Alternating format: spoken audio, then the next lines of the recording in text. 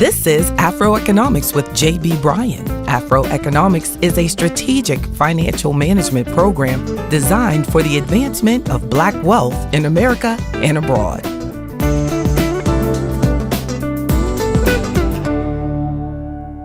While many people insist on overcomplicating everything when it comes to money, I say keep it simple. During one of my recent radio interviews, a man called in with a question about investing in some special coins. And he says that they are going to become more valuable over time. That's what he said. He just was confident about it. But as I told him on the radio, it makes more sense to keep things simple, in my opinion. In his case, he doesn't really know if the coins will appreciate in value or not. He was speculating. That's called speculating, which is something you have to be careful of doing with your money when you want it to grow and when every penny counts. In addition to that, he may have liquidity issues, meaning he may find it difficult to sell those coins for cash when he needs them. I bring up this particular instance to illustrate an important point. It's easy to overcomplicate things when it comes to investing.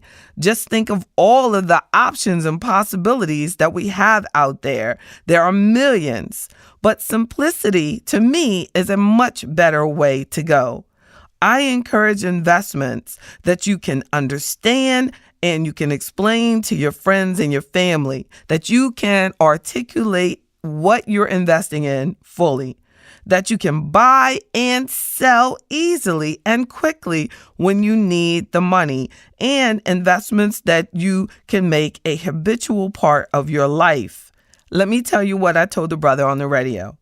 If you save 10 to 20% of your income and invest in the stock market with a long-term, broad view, chances are your historical performance, based on historical performance, you'll do pretty good.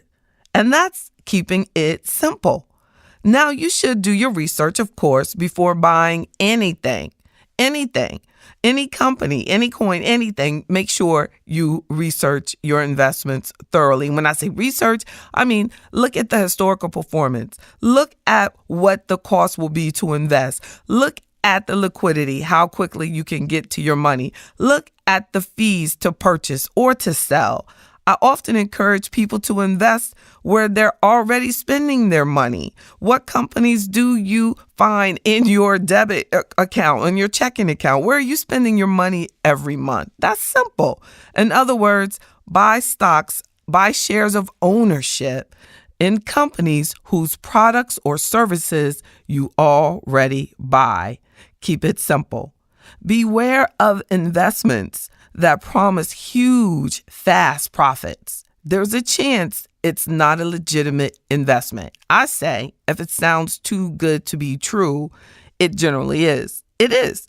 But even if it is a valid investment, its value can fall even faster than it climbs. There's a possibility of that. So be careful. Also be careful of opportunities that come along that make you jump through hoops to set them up, to get in or out of.